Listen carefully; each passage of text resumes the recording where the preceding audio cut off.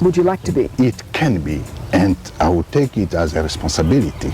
Yes. Do you believe you will be president? I will be. So I am talking to the future president of DRC. Aha Colonel Nanga yari ari kuvugana n'umunyamakuru amubaza ati niba yizera ko ashobora kuyobora igihugu cya Kongo nka perezida. Colonel Nanga aravuga ati ndabyizera. Umunyamakuru arongera aramubaza ati ubu noneho ndi kuvugisha uzaba perezida cyangwa ukurikiye kuba perezida w'igihugu cya Kongo. Cet accord de paix qui, j'espère, va vraiment, comme je vous l'ai dit, ramener la vraie paix, la paix véritable dans notre pays. Perezida wa Repubulika ya Kongo Felix Tshisekedi avuga ku masezerano agiye gusinyanwa hagati y'u Rwanda ndetse na Kongo mu gihugu cya Leta Zunze Ubumwe za Amerika ubwo bazaba bari imbere ya Donald Trump. Aravuga ati ndizera ko aya masezerano tuzasinyana ku munsi w'ejo azazana amahoro, ariko amahoro ya nyayo mu gihugu cyacu. Tout ce qu'on vous a dit, ce n'était que de l'habillage. Chaque fois qu'il y avait des accords de paix, vous avez suivi, il y avait en même temps mixage, brassage. C'était là l'occasion d'infiltrer des éléments étrangers dans notre armée.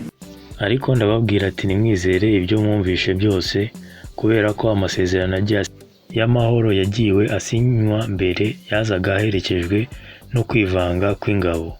Ibyo rero bikaba byarahaga icyuho umwanzi wacu kugira ngo yinjize ba maneko mu ngabo zacu. Pour que quelques années plus tard, le cycle recommence évidemment. Iyo guhuza ingabo rero babikoraga kugira ngo nyuma y'igihe runaka ibintu bizongere byisubiremo nk'uko byumvikana.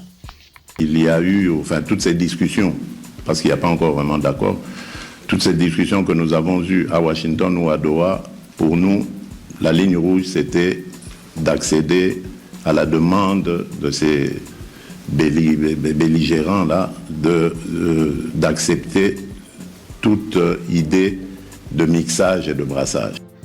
Ibiganiro byose rero twahozemo byaberaga i Doha ndetse n'ibyaberaga Washington, byose twabanzaga kubanza gusobanura ko ibintu byo kuvanga ingabo ndetse no kwihuza byo bitazakunda. Et nous avons dit que s'il y a des Congolais parmi eux, eh ben ils seront checkés. On va checker leurs origines, mais également leur comportement. Ati kandi twababwiye ko niba muri abo turwana nabo harimo abakongomani, tuzagenzura tukareba inkomoko zabo, kandi uretse n'inkomoko zabo tuzareba n'imyitwarire yabo.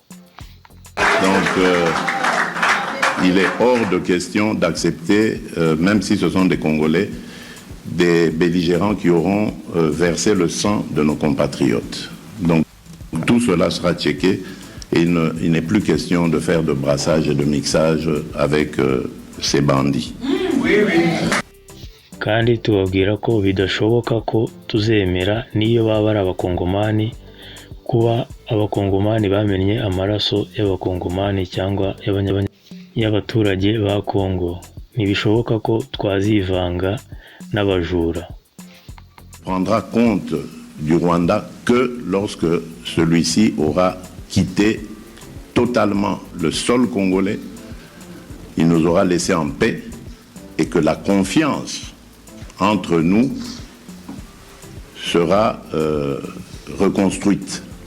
Ati amasezerano yo tuzayasinya, ariko ayo masezerano azashyirwa mu bikorwa igihe u Rwanda ruzaba rwakuye ingabo zarwo zose ku butaka bwa Kongo, ndetse n'igihe icyizere hagati y'u Rwanda na Kongo kizaba cyongeye kuzura. On n'a pas confiance, ça ne peut pas exister. Donc ne vous laissez pas entraîner par les effets d'annonce. Cet accord, certes, il existe et il sera signé, mais vous verrez que quelque part, nous avons tenu à ce que ça figure dans l'accord. Tout cela entrera en compte que si et seulement si la paix est réellement vécu entre nos deux pays. Ati ntimushukwe n'ibyo mubona ku mbuga nkoranyambaga cyane ibitangazwa ku maradiyo. Amasezerano yo arahari kandi azasinywa hagati y'ibihugu byombi, ariko mu by'ukuri azashyirwa mu bikorwa igihe icyizere no kwizerana hagati y'ibihugu bizaba byagarutse, ndetse n'igihe amahoro azaba yagarutse bya nyabyo hagati y'ibihugu byacu, nibwo amasezerano azashyirwa mu bikorwa. Nous avançons donc dans ce sens pour montrer que nous sommes pour la paix, parce que nous ne pensons pas que le développement peut se faire en dehors de la paix. La paix est d'abord le critère principal. Il faut vivre en paix pour ensuite penser investissement et développement.